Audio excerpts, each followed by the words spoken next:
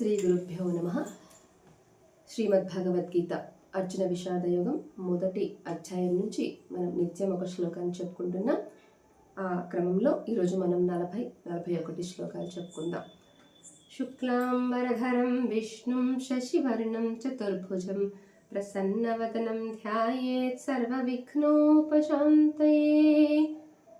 గోపాలబాలుడైనటువంటి ఆ కృష్ణ పరమాత్మకు నమస్కరిస్తూ 40వ శ్లోకం. కులక్షయే ప్రణశ్యంతి కులధర్మాః సనాతనాః ధర్మే నష్టే కులం కృత్స్నం అధర్మోభిభవత్యుత అధర్మాభిభవాత్ కృష్ణ ప్రదుష్యంతి కులస్త్రియః స్త్రీషు దుష్టాసు వార్ష్ణేయ జాయతే వర్ణసంకరః. 40-41 శ్లోకాల్లో ఒక్కో అడుగు ఇంకా పెంచుకుంటూ పోతున్నాడు అర్జునుడు.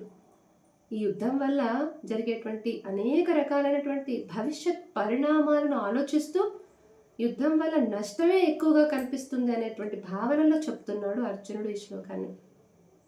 ఎప్పుడైతే సైన్యంలో పాల్గొన్నటువంటి వాళ్ళంతా కూడా మరణించి వాళ్ళ వంశాలు అన్నీ కూడా నాశనం అయిపోతాయో, అంటే ఎప్పుడైతే ఇంట్లో మగవాళ్ళు సంతతి మొత్తం తగ్గిపోతూ వస్తుందో ఆడవాళ్ళు మాత్రమే ఉంటారు ఇంటికి.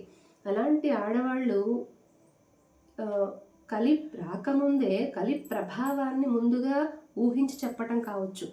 ఆడవాళ్ళు మాత్రమే, అంటే ఆడవాళ్ళ సంతతి మాత్రమే పెరిగిపోతే దుష్టత్వం పెరిగిపోతుంది, ఆడవాళ్లలో దుర్మార్గత్వం పెరిగిపోతుంది, ఆలోచన శైలి విచక్షణ మర్చిపోతారు, ధర్మం అనేది లుప్తమైపోతుంది. ఎందుకంటే యుద్ధం వల్ల వాళ్ళకు జరిగేటువంటి నష్టాన్ని ఎవరి కోసమో ప్రాణాలు అర్పించినటువంటి తమ వాళ్ళ మీద ప్రేమ లేకపోగా, రాజ్యం మీద ప్రేమ లేకపోగా, రాజధర్మం మీద, రాజుల మీద ఉన్నటువంటి వ్యవస్థ మీద గౌరవం లేకపోగా తమ వాళ్ళు నశించిపోయినటువంటి బాధ వలన వాళ్ళల్లో ఒక రకమైనటువంటి దుష్టత్వం ప్రేరేపింపబడుతుంది. వాళ్ళల్లో సరిగ్గా ఆలోచించేటువంటి మనస్తత్వం తగ్గిపోయి ఎవరి కోసమో మా వాళ్ళు కష్టపడి ప్రాణాలు త్యాగం చేసి ఎవరికో ఆనందాన్ని ఇవ్వడం వల్ల మాకు ఒరిగేటువంటి ప్రయోజనం ఏమిటి, ఇలా ఒక రకమైనటువంటి దుర్మార్గపు ఆలోచనలు వాళ్ళలో రేకెత్తుతాయి. కాబట్టి దానివల్ల నష్టం, ధర్మం పక్కదోవర పడిపోతుంది, ధర్మం నష్టమైపోతుంది.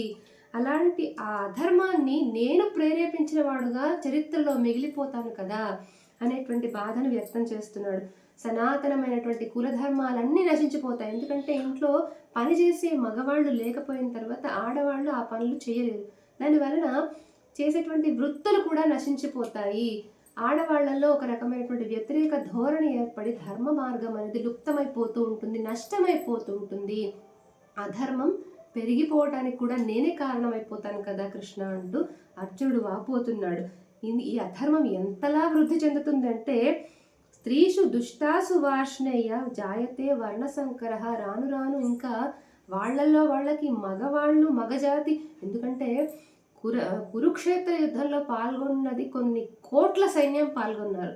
అలాంటి కొన్ని కోట్ల సైన్యం నశించిపోవటం వల్ల చాలా మంది ఇళ్లలో, కొన్ని కోట్ల మంది ఇళ్లలో మగవాళ్ళు తగ్గిపోతారు. కాబట్టి అప్పుడు ఇంకా పెళ్ళిళ్ళు చేసుకోవడానికి మగపిల్లలు కూడా ఉండరేమో, దానివల్ల వర్ణ సంకరాలు జరిగిపోతాయేమో, అసలు అటువంటి పెళ్ళిళ్ళు జరిగిపోయి అన్నిటికీ అధర్మానికి మూలం నేనే అవుతానేమో, ధర్మం పాటించని స్థితి ఏర్పడుతుందేమో కృష్ణ, ఇన్ని జరగటానికి నేనే కారణం అవుతానేమో అనేటువంటి ఎంత భవిష్యత్తులో జరిగేటువంటి విపరీత పరిణామాలన్నీ అన్నిటి ఆలోచిస్తూ యుద్ధరంగానికి వచ్చి భయపడుతున్నాడు అర్జునుడు. స్వస్తి.